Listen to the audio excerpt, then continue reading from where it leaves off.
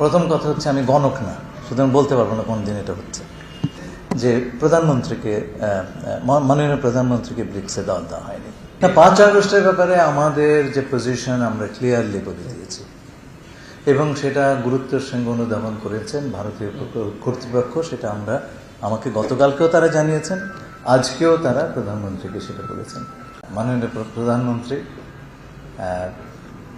ভারতীয় হাইকমিশনারকে বাংলাদেশে স্বাগত জানিয়েছেন। হাইকমিশনার মাননীয় প্রধানমন্ত্রীকে গত সপ্তাহগুলোতে বাংলাদেশে তার অভিজ্ঞতা সেটা তুলে ধরেছেন। তিনি বাংলাদেশে এসে অত্যন্ত আনন্দিত, সে কথা আমাদেরকে জানিয়েছেন।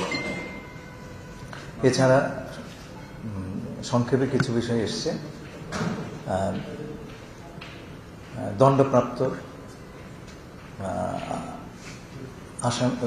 দণ্ডপ্রাপ্ত শেখ হাসিনার বাংলাদেশে প্রত্যর্পণ করার বিষয়টি উঠে এসছে এবং আমরা তাদেরকে বলেছি এই প্রত্যর্পণ প্রসেস ত্বরান্বিত করার জন্য।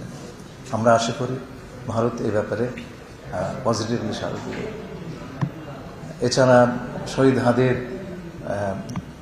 সাসপেক্টেড হত্যাকারীরা আপনারা জানেন ধরা পড়েছে।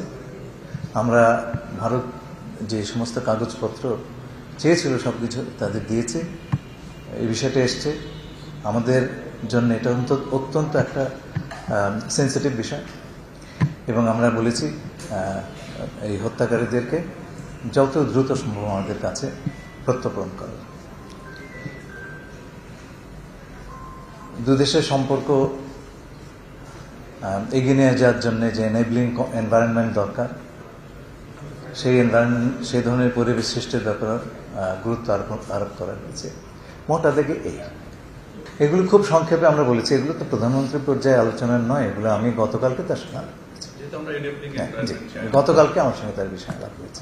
5 আগস্টের ব্যাপারে আমাদের যে পজিশন আমরা ক্লিয়ারলি বলে দিয়েছি এবং সেটা গুরুত্বের সঙ্গে অনুধাবন করেছেন ভারতীয় কর্তৃপক্ষ। সেটা আমাকে গতকালকেও তারা জানিয়েছেন, আজকেও তারা প্রধানমন্ত্রীকে সেটা বলেছেন। না দেখুন, এখানে দুঃখ প্রকাশের ব্যাপার নয় তো। আপনার একটা জিনিস ভালো করে বুঝতে হবে কি হয়েছে জিনিসটা। একটা রাষ্ট্রের 3টা স্তম্ভ থাকে: নির্বাহী, আইন প্রণয়ন এবং বিচার বিভাগ, এক্সিকিউটিভ, লেজিসলেটিভ এন্ড জুডিশিয়ারি।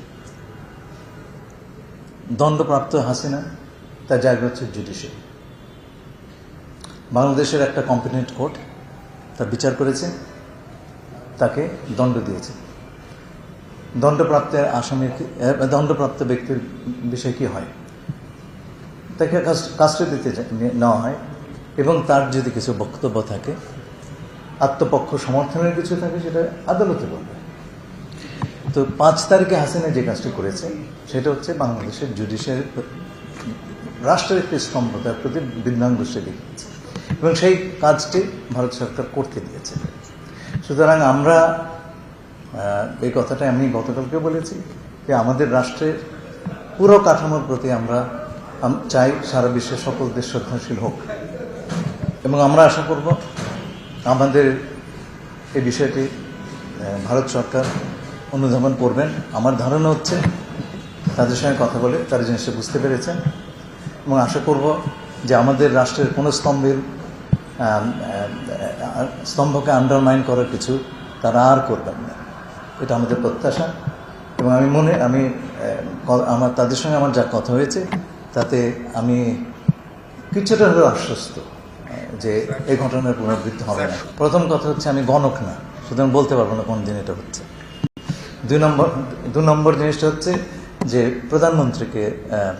মাননীয় প্রধানমন্ত্রীকে ব্রিক্সে দেওয়া হয়নি, দেওয়া হয়েছে চেয়ারপারসন অফ ব্রিক্স, বিএমস্টেক। এই পার্থক্যটা আপনারা বুঝবার চেষ্টা করেন।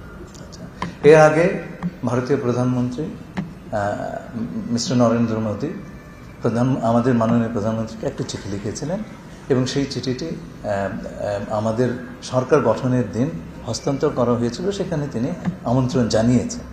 3 তারিখ ঠিক হয়নি, কিন্তু আমন্ত্রণ একটা আছে সেখানটা, সেটা আমরা দেখবো কখন হয়। না, আমরা এখনো এই বিষয়ে কোনো সিদ্ধান্ত নিই নাই। আমরা শুনুন, এই সমস্ত বিষয়ে এখন আমরা সিদ্ধান্ত নিই নাই, সেটা আপনাকে বলছি। গতকালকে আমাকে উনি কষ্ট করে বলেছেন, আমার সঙ্গে আলাপ হলো তো, যে উনি বলেছেন যে উনি বিষয়টা বুঝতে পেরেছেন এবং আমরা কোন দৃষ্টিকোণ থেকে বিষয়টা বলেছি আমাদের প্রেস স্টেটমেন্টে দিয়েছি সেটা তারা বুঝতে পেরেছে। আপনাদেরকে অসংখ্য ধন্যবাদ।